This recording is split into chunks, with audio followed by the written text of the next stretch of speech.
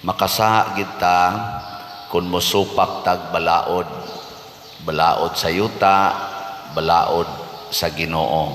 So naagit tay sala ana. Pero dunay panahon nga ang pagsupak nato og balaod dili mahimong sala. Kanus man na mahitabo. Bawo mo. Wa mo kibaw. Kani kung nahitabo sa tong ebanghelyo. Basta mo supak tag balaod alang sa pag-alagad sa nanginahanglan nga tao kana pwede ra ginagdi ta kasa mauna kon ang ambulance magdala og kanang sana masakiton or na aksidente, pwede na sila mo counterflow sa traffic. Di ba gidili man as traffic ang counterflowing? Sugato na nila. Pwede na sila mo labang og red signal. Pwede na mo agig one way. Why traffic rules nagiilaan na? Pwede ka nilang banggaan, pwede ka nilang ligsan, basta mo babag-babag ka. Mausad ng mga bumbiro, basta padong na gani na sa ilang pag-atiman aning mga nasunugan, why giilaan ang balaod? No? Ano na siya? So ang panginahanglan sa usa ka tawo aron siya mabuhi mas labaw sa tanang balaod. Ngano man kay ang kinabuhi mao may dugukan, mao may sintros balaod. Ang balaod gihimo para moatiman sa kinabuhi, dili ang kinabuhi maoy moalagad sa balaod. Sige, pangutan na imong tupad. Lingi Ing na ba? Nahigugma kas kinabuhi. Na. Kanang balaod sa private property. Ano bang maingon din ta? No trespassing private property. Sama na, balaod na, dili. Balaod. Niya kung ang imong balay, ang imong lugar private nimo nga balay. Kung naay mga taong way balay, man, imong i-violate ang imong private property aron pasudlo nimo tong mga way balay. Okay. Way balay ba? Way mga balay in taon, way kapuy-an. Unsa man, imo bang i-violate ang imong privacy aron mo welcome ka atong mga way balay nga nanginahanglag balay? Giling nga imong tupad na okay nimo. Na so good na hunahuna siya. Patyon pa lang taana. Balik tas uno kinabuhi mao'y atong alagaran. Ikaw niya pader ang akong kinabuhi. Ang akong kinabuhi ug patyon ko anak mga tulisan na sila. Nya way balay, nya patyon ko. Patay akong kinabuhi.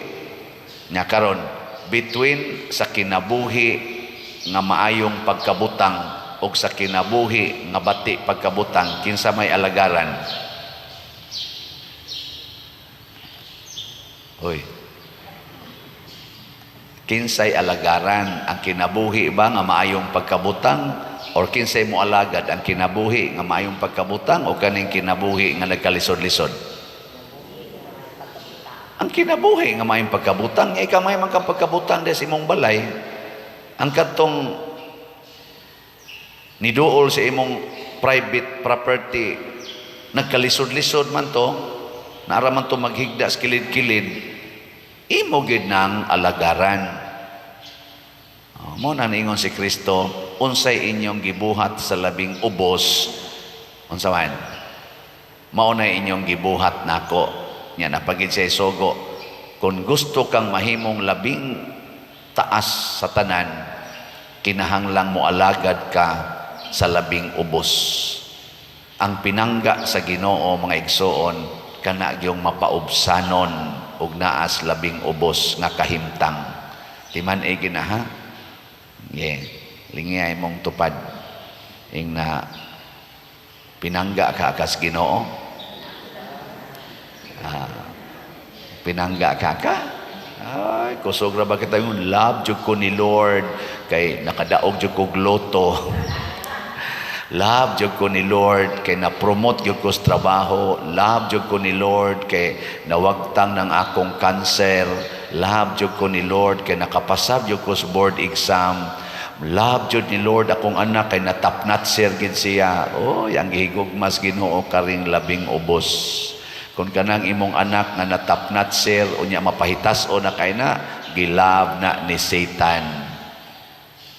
Ikaw nga nawa na kay cancer unya mapahitas o na kay ka kusog na kay ka mangaway sa imong isig katao unya hadlok na kay kang masakit mo nang di na ka mo welcome og mga masakiton kusog na kay ka mo tap sa imong naong kay hadlok jud ka matakdan oy di na ka pinangga ni Lord.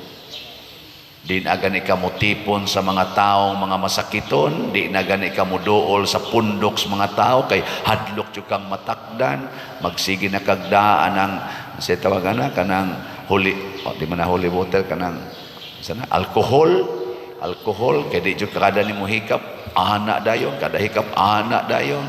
Oy. Di na ka pinangga ni Lord, buangon na ka. Ana. Mao na sa unang pagbasa si David ba? 8 ka anak ni Isay.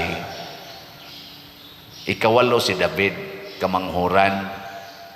Unya adto mo pili sa 8 ka anak ni Isay nga lalaki ang Ginoo ug bag-ong hari sa Israel. Una nga pag-agi sa 7 katong maguwang nga mao gyud pinili sa amahan nga posibleng adto kuhaon ang hari sa Israel, wa ginapilian ang Ginoo. Nya niingon dayon si Samuel, maora ba ni imong mga anak sa tuway usa manghod nagbantay sa among mga hayop. Kana bitang igsuon nga maoy palawgon sa mga hayop. Unsa man na sila? Sulugo.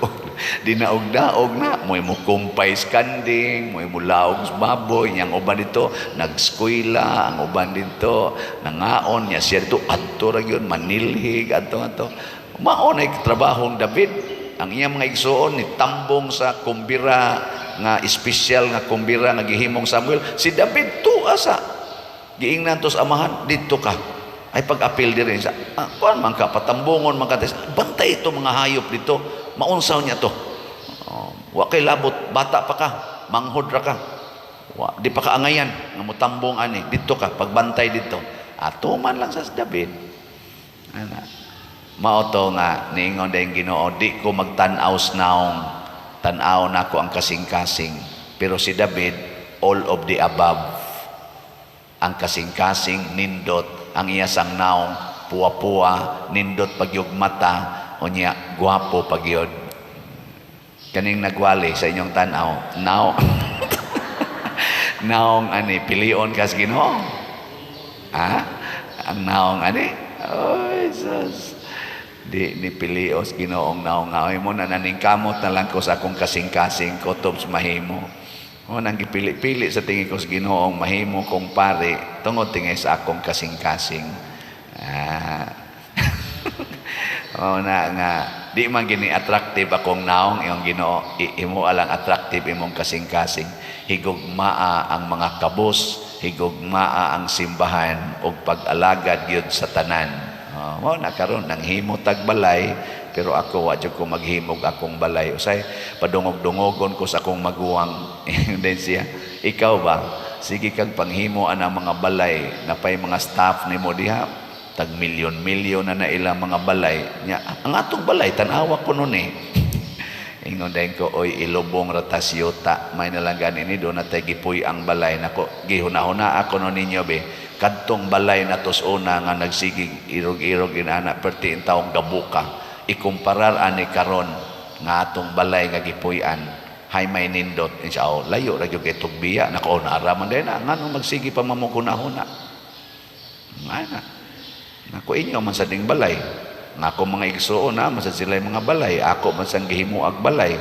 pero ordinaryo lang balay pero wa ko maghimog ako nga naman maghimo pa kog akong balay kadako na kog balay dinis kumbento napamay ko gihimo ro 3-story building puyo sa ko diha ing kadi maguna nimo balay kay palagputon man kadiha mga pila lang katuig gikan karon hingin la naman kadini aning parokya asam sad ko ibutang adto na sad sa laing balay nga gitawag og simbahan oy kanindot na kog balay di ba kamo unsa may inyong balay nindot o dili nindot moingon gani kang bati buangon ka pasabot nangumparar na ka mapahitas-o na ka masidahon na ka ana nga tungod ni ini nawa ko mga ambisyon og akong kaugalingong balay og akong kaugalingong bahandi